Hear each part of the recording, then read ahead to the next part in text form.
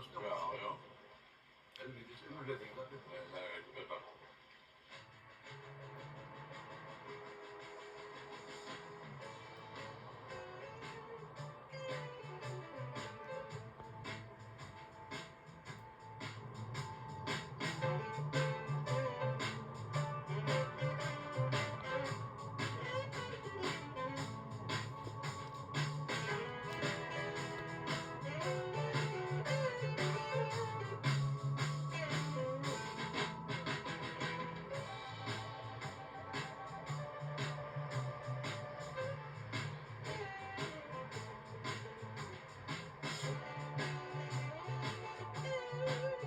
Og í hópnum til dæmis iðnaðarmenn, ráðuneytisfólk, sendiherra, skrifstofufólk, ellilífeyrisþegar, prestar, óperusöngkona,